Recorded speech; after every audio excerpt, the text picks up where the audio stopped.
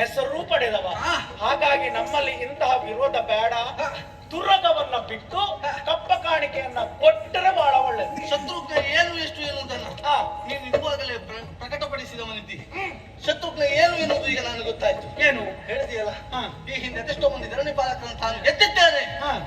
ನಾನು ಹೇಳ ಏನು, ನೀನು ಇದುವರೆಗೆ ಗೆದ್ದಂತ ಧರಣಿ ಪಾಲಕರು ಎಂತವರು ಎನ್ನುವ ಹಾಗೆ ಬಣಗುದ್ರ ಪಾಲಕರು.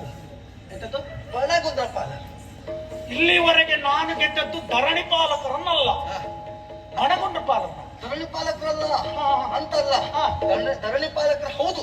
ಅದರಲ್ಲೂ ಯಾರು ಬಲ ಇಲ್ಲದವರು ಬಣಗುದ್ರ ಪಾಲಕರನ್ನು ಗೆದ್ದದ್ದು. ಹೇಗೆ ಹೇಳ್ತೀವಿ? ನೀನು ಗೆದ್ದಿದ್ದೀಯಲ್ಲ. ನಾನು ಗೆದ್ದ ಮಾತ್ರಕ್ಕೆ ಅವ್ರು ಬಲ ಇಲ್ಲ ಅಂತ ಹೇಳ. ಮತ್ತೆ ನೀನಿಂದ ಬಲ ಕಡಿಮೆ ಉಂಟು ಅನ್ನೋದೇ ಅರ್ಥ ಅಲ್ವೇ? ಹಾಗಾದ್ರೆ 13 ದಿನಗಳ ಕಾಲ ವೀರಮಣಿಯಲ್ಲಿ ನಾನು ಯುದ್ಧ ಮಾಡಿದ್ದು ಸುಳ್ಳಾಗಿ ಹೋಯ್ತಾ? ಕೊನೆಗೇನಾಯ್ತು ಅಂತ ಗೊತ್ತುಂಟ ನಿಮ್ಗೆ? ಏನು ಬರ ನೀವು ಮಾತ್ರ ನಿಮಗೆ ಗೆಲುವು ಸಿಕ್ಕಿತ್ತ? ಗೆಲುವು ಸಿಕ್ಕಿದ್ದೆ ಯಾರಿಂದ? ಅಲ್ಲಿ ಹನುಮಂತ ಹೋದ ಮೇಲೆ. ಹೌದು, ಅದು ಕೇಳಿದ್ದೇವೆ ನಾವು. ಹನುಮಂತ ಬೇರೆ ಪಕ್ಷದವಲ್ಲ, ನಮ್ಮ ಪಕ್ಷದವನೇ. ಅದಕ್ಕೆ ಹೇಳಿದ್ದು ನೀನು ಸೋತದ ಹೌದಲ್ವ? ಅವನೇನು ನನ್ನೊಟ್ಟಿಗಿದ್ದಾನೆ, ಅದಕ್ಕೆ ನಿಮಗೆ ಸೋಲು ಬರ್ತದೆ ಅಂತ ಹೇಳಿ. ಅಲ್ಲಿ ನೀನು ಸೋತದ ಹೌದಲ್ವ? ನಾನು ಸೋತದಲ್ಲ, ಹರನ ಶೂಲಕ್ಕೆ ಎದುರಾಗಿ ಆ ದೇವರಿಂದಲೇ ನಾನು ಒಂದು ಸ್ಥಾನವನ್ನು ಪಡೆದದ್ದು. ಹೀಗೆಲ್ಲ ಹೇಳ್ಬೇಡ, ನಾನು ಕೇಳಿದ್ದೇನೆ, ಕತೆ ಕೇಳಿದ್ದೇನೆ. ಏನು? ಆ ದಿವಸ ವೀರಮಣಿಯೊಡನೆ ಯುದ್ಧ ಮಾಡುವಾಗ ನೀವೆಲ್ಲ ಸತ್ತು ಬಿದ್ದದ್ದು. ಆಮೇಲೆ ಹನುಮಂತನೇ ಹೋಗಿ ಸಂಜೀವಿನಿಯನ್ನು ತಂದದ್ದು ಹೌದು ಎನ್ನುವ ವಿಚಾರ ನಾನು ಕೇಳಿದ್ದೇನೆ. ನನ್ನನ್ನು ಕೊಂದವ ವೀರಮಣಿಯೂ ಅಲ್ಲ, ಮತ್ತೊಬ್ಬನೂ ಅಲ್ಲ. ಕಡೆಯ ದಿಕ್ಕಿನ ವಾಸಿ ಈಶ ಬಂದು ಕೊಂದದ್ದಲ್ವ? ಅವನು ತ್ರಿಮೂರ್ತಿಗಳಲ್ಲಿ ಒಬ್ಬ ಹೌದಲ್ಲ? ಹೌದು. ಲಯಕಾರಕ ಸ್ಥಾನವನ್ನ ಪಡೆದವ ಅವ. ಅವನು ಕೊಂದಿದ್ದಾನೆ ಅಂತ ಆದ್ರೆ ಅದಕ್ಕೊಂದು ಕಾರಣ ಇಟ್ಟೇ ಅವನು ಕೊಂದಿದ್ದಾನೆ, ಸತ್ತದಲ್ಲ. ಆ ದಿವಸ ಈಶ ಯಾರ ಪಕ್ಷವನ್ನ ಹತ್ತು ಬಂದದ್ದು? ಈಶ ಅವನ ಪಕ್ಷವನ್ನ ಹತ್ತು ಬಂದದ್ದು. ಬದುಕಿಸಿದ ನಮ್ಮ ಪಕ್ಷದಲ್ಲಿ ಇದ್ದವನು. ಆವಾಗ ಗೆದ್ದದ್ದು ಯಾರು? ನಾವೇ ಗೆದ್ದಾಗಾಯ್ತಲ್ಲ. ಗೆದ್ದದ್ದು ಮನೆಯಲ್ಲಿ ನಮ್ಗೆ ಕಪ್ಪ ಕಾಣಿಕೆಯನ್ನು ಕೊಟ್ಟಿದ್ದಲ್ವಾ?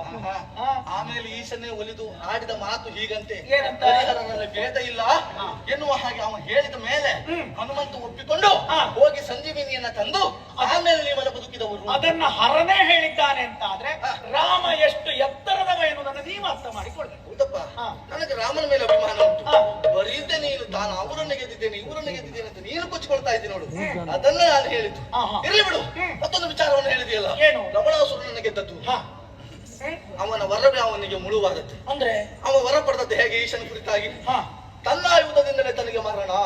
ಅವ ಯಾರಿಂದಲೂ ಮರಣ ಬರಬಾರದು ಎನ್ನುವ ವರವನ್ನು ಬೇಡಿದಾಗ ಈಶ ವರವ ಅನುಗ್ರಹಿಸಿದ್ದು. ಹಾಗೆ ನಿನ್ನ ಆಯುಧದಿಂದ ನಿನಗೆ ಮರಣ ಎನ್ನುವ ಹಾಗೆ ಒಂದು ದಿವಸ ಮೃಗಬೇಟೆಗಾಗಿ ಹೋದಂತ ಸಂದರ್ಭದಲ್ಲಿ ಅದೇ ಸಂದರ್ಭವನ್ನು ಸಾಧಿಸಿ ನೀನು ಅಲ್ಲಿ ಹೋದೆ ಹೋರಾಟಕ್ಕಾಗಿ, ಯುದ್ಧಕ್ಕೆ ಅವನನ್ನು ಕರೆದೆ.